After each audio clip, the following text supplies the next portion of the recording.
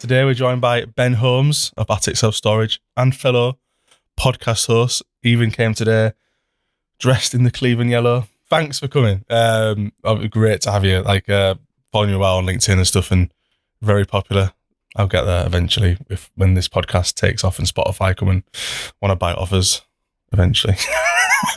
Imagine. Anyway, let's get to it. So again, thanks for coming. Ben's from Attic Self Storage. So if you want to start there and tell us a bit about Attic and your journey so far with them. Yeah, thank you for inviting me. Yeah, I've been there sort of nearly 4 years now. We've got 3 sites in the last 2 years. We're just about to land possibly 4, definitely 3 this year. But the biggest thing that we've really changed is the culture and the way that we've sort of expanded our workforce and the benefits and the EVP and how we pay our staff and the rewards and the benefits. Yeah, we've got massive growth opportunities in the next sort of 2 to 3 years. We're aiming for another 9 sites, and we're looking to get to 1 million square foot of lettable storage space. So how many sites in total have we got right now? So right now we have 4 that are owned, that are operational, and 4 that are in building stage that have also, like, we own the land, but we're in the process of building those, and they're live builds at the moment. And they're all around London, is it? Your base? Yeah, nearly every part of London. So we've got north, east, south and west. Everything's inside the M25. We've got a couple of central London stores as well. So we're sort of, at all parts of London, really.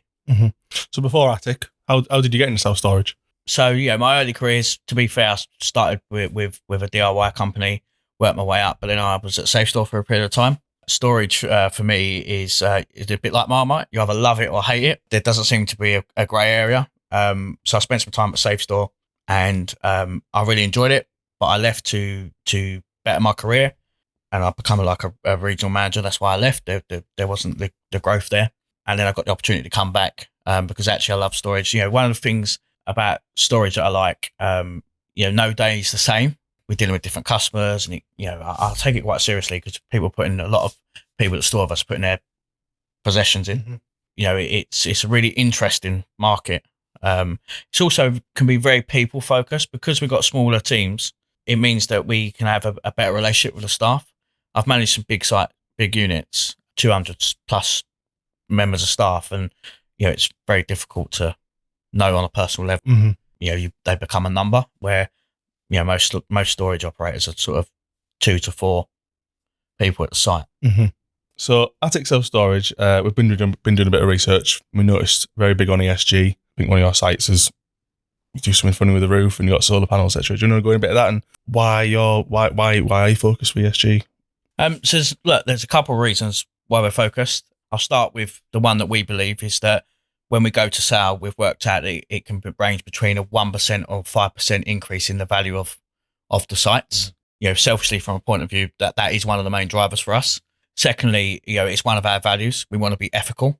We made a commitment 2 years ago that when we wrote the values of the business is to be ethical, and we believe, the ESG side of things is to be ethical.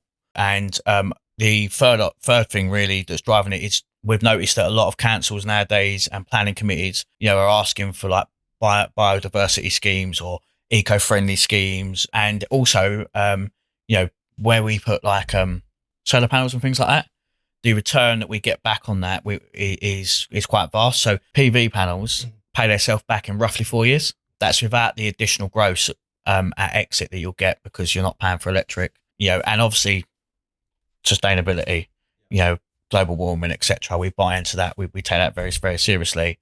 We try to source from either eco-friendly or friendlier, because not everything unfortunately is in that place right now. But actually we get 2% of our inquiries because of that.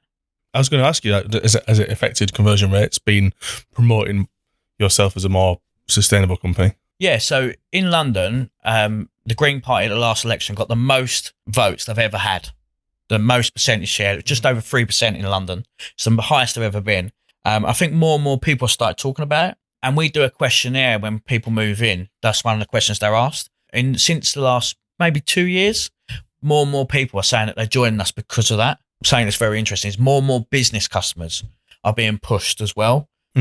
So like, I was speaking to a client the other day where his investment is. He's got to get all his deliveries on electric vans. So our electric charging points that they can charge in our stores really benefit that. It's not hard to do. There's plenty of schemes out there, plenty of companies to help you do more things to be more sustainable. In self-storage, you just don't see it that much. Yeah, I think people look at the outlay and not what you're going to get back. But Amazon, for argument's sake, they're getting pushed more and more every time that they do a facility.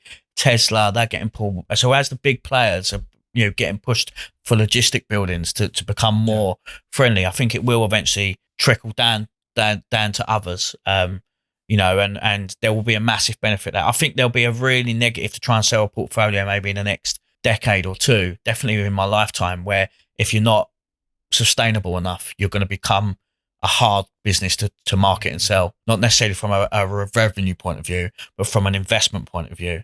So you mentioned at the start, this year, hopefully opening 4 more sites.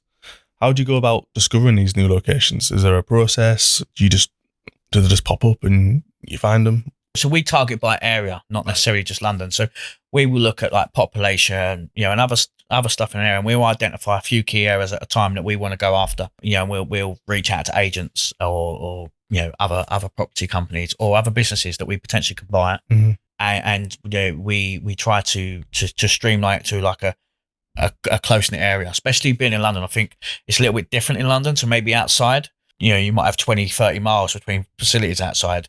One of my stores has got 13 stores within a 2-mile radius.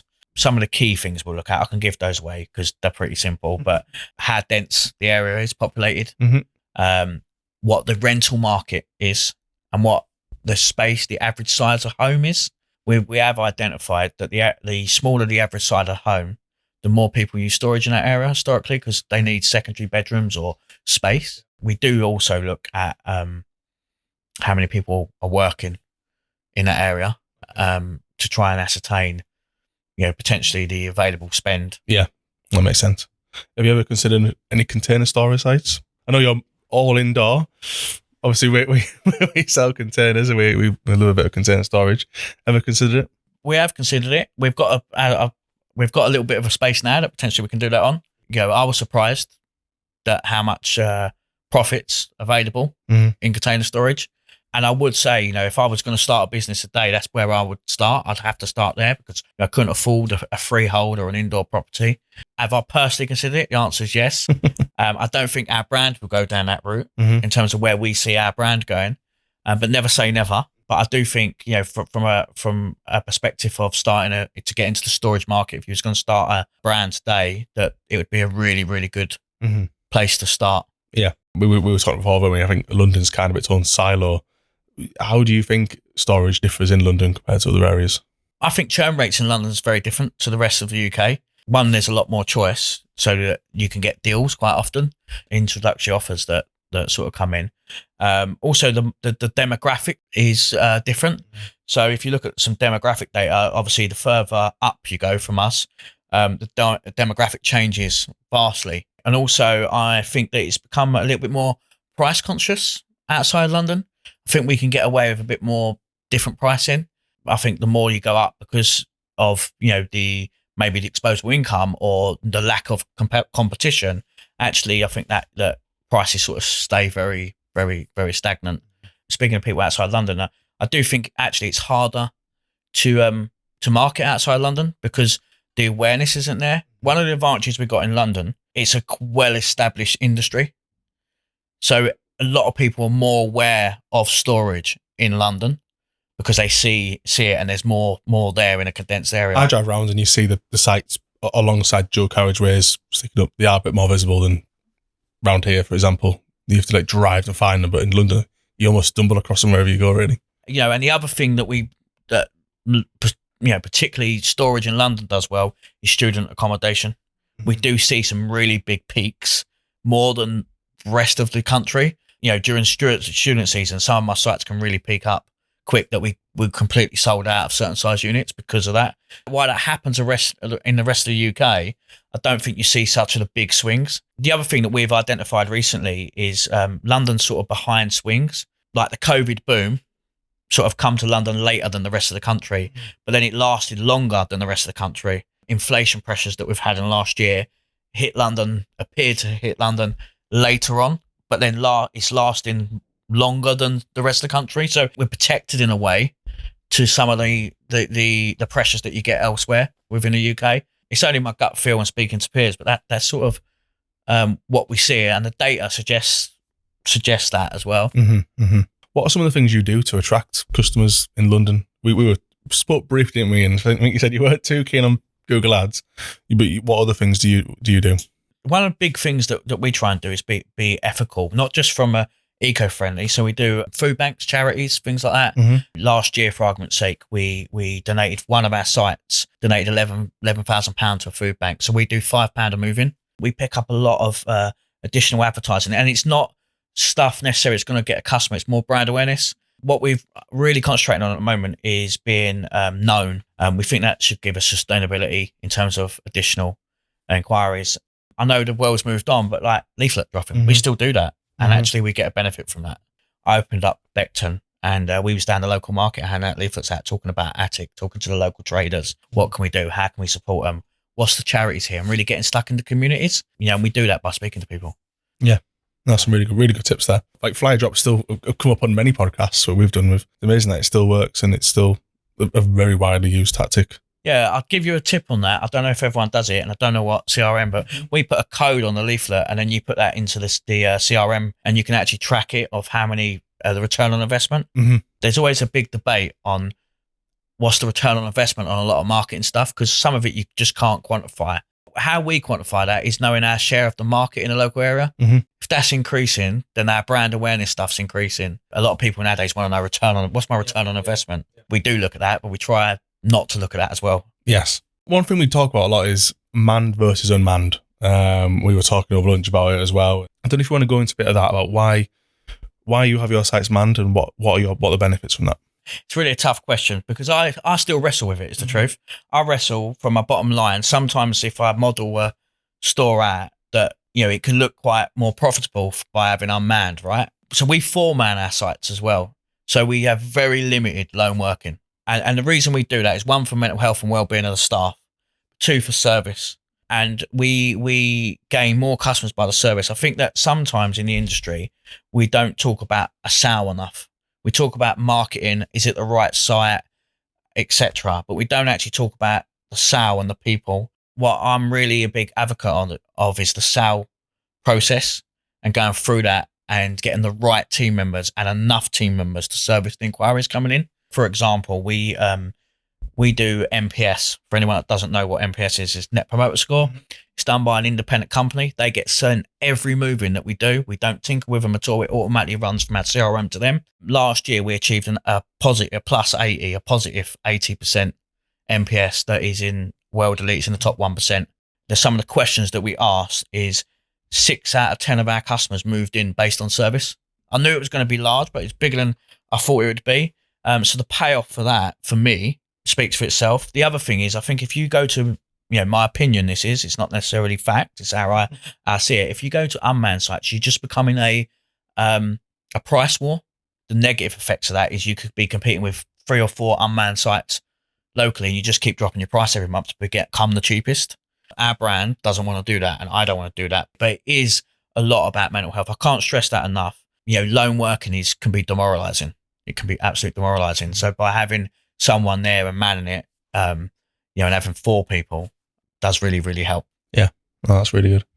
So what initiatives do you put in place for training, staff retention, empowering your employees? That's a really good question. 2 years ago, I thought we had a good package, is the truth. But some of the things that we've done in the last 2 years is we've upped everyone's wages. And one of the things we discussed is the salary generally attracts the individual, because you have to meet some basic requirements to live. So I've got a mortgage, rent, kids, whatever it may be. So that attracts you to that advert. What retains the staff is the benefits and the culture. We gave all our staff private healthcare. So I've got access to virtual GPs, healthcare, prescriptions, counselling. So it's not just the standard employee benefits package that you sort of get with a number that a lot of people do. They get £200 off of glasses. They get free prescriptions. They get 2 chiropractors a year. Some really great stuff there. And what we've noticed is the uptake in that's been very high. I'll be honest with you, we was aiming for about 50%. We thought 50% of our staff will use this. 80% of our people use it within 3 months of opening it up. We also do like things like Perkbox, and they get loads of incentives like cheap stuff here and points and bits and bobs. But the two real big things that I've seen a massive difference in is training. We've put a robust people training plan in place. It's a 12-week training plan. It goes through the whole of our business from start to end, and they get access to me personally. It's time resource for me. They get access to my senior leadership team, but it really educates them, and people get bought into why we do stuff, why we do it this way, our ESG and etc. So that is a really key driver. But the biggest thing for me is the amount of holidays and things that we do. So you get 25 days plus your birthday plus bank holidays of us, and we shut down at Christmas. And what we've seen is a lot of younger people that are starting off families and stuff. Mm-hmm. They want to be a part of that because it means they spend more time with their loved ones. We worked out that an extra week's holiday, because most people are at 4 weeks, we're at 5 plus bank holidays. Technically on paper, it's like £400 a week that we're giving as holiday because it's paid holiday. But the people see that as £1,000 benefit because it's not, they're still earning while they're off, but they're getting that time. So actually that raises the salary level in, even though they're only getting paid that salary, you're adding £1,000 on that in their head because it's the value that they see. And also the return on investment for that particular piece that I'm really passionate about is people's productivity goes up because they're more relaxed, they're not so tired, they're more restful, they're more fulfilled in their life because they're doing stuff more that they want. And actually the productivity goes up, and therefore our end result for that is that we get a better result, a better conversion, and etc. It's really refreshing to hear a different side of it, and the people can make a difference and look after them people. And yes, it's costing you more, but it's actually you getting a bigger return because you get more out of them and better service. Then hopefully more people using your store. At the end of the day, that's what we're wondering, isn't it? How do you go about recruiting staff? First of all, we post our own posts as well. So we go on Indeed. One of the things that I've done is I've got 4 recruitment firms that recruit for us, but they can't recruit to me until they come and view my sites. So I get them all to come around, they view my sites, they see my people, I take them through what our values stand for as a business and our package as a presentation, because they are the first port of call for that candidate.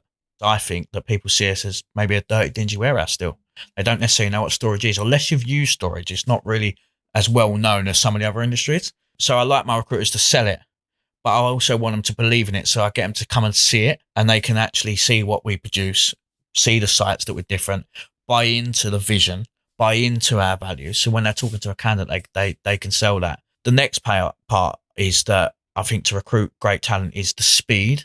Some people I hear, they get a candidate through and then they don't interview that person for 10 days. And then it's a 2-start process and it's a month process. I made a commitment that 10 days is the max. That's from getting the CV to job offer. If I ain't offered in 10 days, that candidate's off the market for me. I say I don't really want them. If I couldn't move that quick, they haven't excited me that well. Therefore, why would I bring them into the business? And the other thing that we're getting a lot of traction on is LinkedIn. So I've just hired 6 people for our new sites. 2 of those come direct, and it saved me, some serious cash on recruitment fees. And they actually generally stay better because they've done the research themselves to apply for the role. So therefore, they're already invested because they have actually gone, oh, I like that. I like that. I like that. I'm going to apply. A lot of storage companies don't even have a careers page on their website, smaller operators. Mm-hmm. And it takes like 20 minutes to set up a form, just even if it's an inquiry form, why you're interested in coming to us. When I was at a previous firm, a large blue chip company, the retention rate was 4 times more on people applying direct than indirect. It's always stuck in my mind, that statistic. So I'm like 4 times. Mm-hmm. The next statistic on that was they're 2 times more to be promoted because they're invested in the company at the start. So therefore they want to stay and they want to get on, and they're already linked into your journey of where you want to go when they've recruited. So they're 2 times more to want promotion and push themselves to get promotion. So obviously you're here on Chatterbox, but you have launched your own podcast, the Guiding Light. Yeah, we got it right. About your addiction, mental health recovery. What inspired you to start that? Yeah, my life's been chaotic. It's the truth. I've always had an ability to do good jobs, but I've lost them or whatever, and I was wrapped up in addiction for many years. And I tried to get sober and clean quite a few times, done a few rehabs and bits and bobs. But in May 21, I was completely broken. I was finished with life. Basically, I wanted to die, was the truth. And my partner that sadly passed away last year, she was already in recovery. She brought me in recovery, and I've had the best 2 years of my life clean. I'm nearly 3 years. I'm 2.5 years clean. And the guy that I'm starting the podcast with actually got me into recovery. And there's a lot of stigma attached around mental health still. I think differently and I behave differently. And sometimes people can struggle with that. Like, I'm a bit out there and maybe I'm not able to express myself in the normal way. So the part of the podcast is to really illuminate that we're still people, and there's a lot of stigma attached, and you can get clean and you can get well, and you don't have to live that life. But also, it's for people that are in addiction and for people to try and get some awareness around addiction and understand it a little bit more. I was street homeless, right? And people used to walk past me and look at me like I was nothing. And society looks at drug addicts or people homeless as like a second-class citizen. And a lot of people that are in that position are scared and vulnerable individuals that are why they're there. They're not necessarily bad people. They've made maybe some bad choices in life. There's, for example, some of my friends today that were homeless fought for our country in the war, was in Afghanistan and Iraq, and they come back and the system let them down and they lost their kids and their wife because they couldn't deal with the mental scars that they see abroad, and they ended up street homeless. They're not bad people. They're just where they are in life. The question was the reason I started the podcast. We're also starting a charity that's going to run along that podcast to try and help people that have got issues and addiction problems, to really sort of bring it to the forefront of people's minds. No, that's really good. Really good to give something back if you've been through it and come out the other side and stuff, help other people. So anyone who's out there listening, thinking of starting their own facility, getting into the industry, someone who's been in it for a long time now, what are your thoughts on the current state of it? Maybe some thoughts on the SSA, our trade body. I think it's a really exciting time to be in the industry as a whole. If you read some of the articles out there, I think we're nearly £1 billion industry in the UK, or £960 million. And the forecast for that over the next 5 years at least is that it's still going to continue to grow. So I think, it's a great time to get in the industry. In terms of the SSA, I think it's on a journey to change. And I'd like to see that change happen at probably a little bit more speed from my point of view. I would love new people to come in, because I think the more people that come in from outside storage or new ideas will actually bring a new purpose. I think that it's really important that happens. There's a lot of people that have been around storage 30, 40 years. It was their dad's business, or, they started really young, and, they've done an amazing job, over the years, and it's been great. And they've got the industry to where it is. Now there's a new age to change, and I think actually COVID's made a huge difference. People are more willing to take risks as younger for gain. We've got the YSN, I think, could be utilised a little bit more.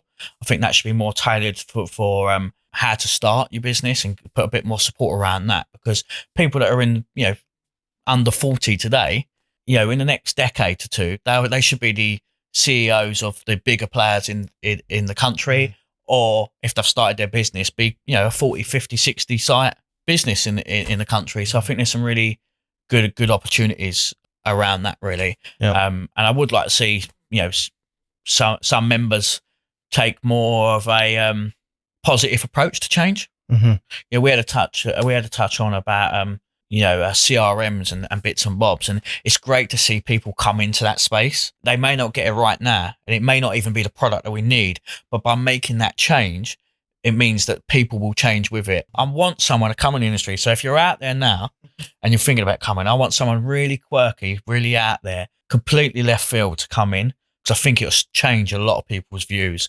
especially if they started to succeed. Yeah.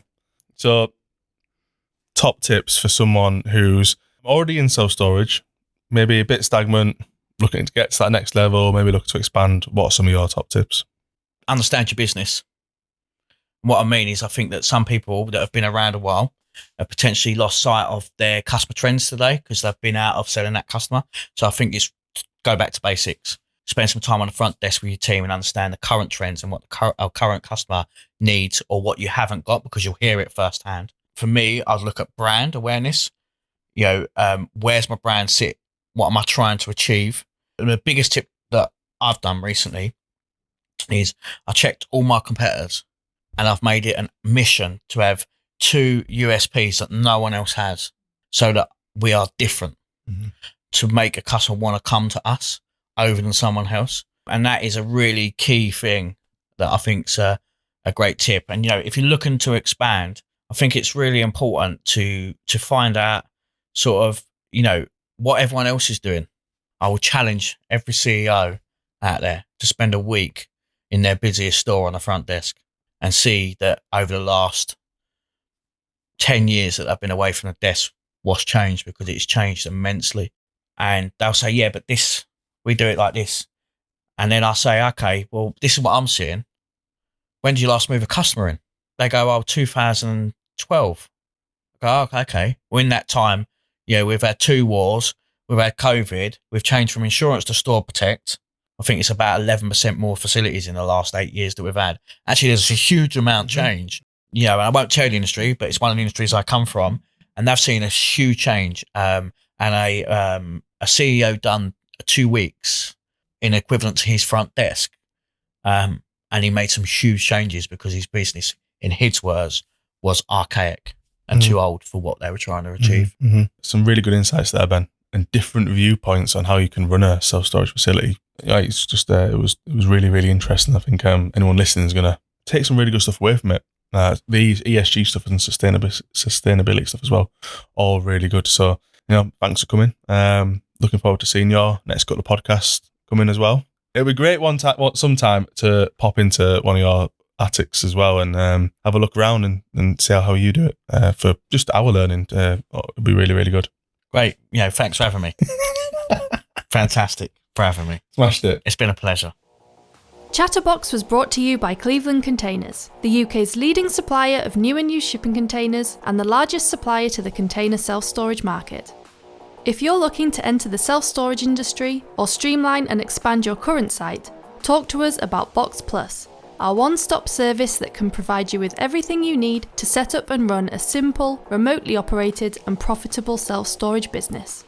For more information, head to clevelandcontainers.co.uk and follow us on social media for more content on all things shipping containers and self-storage.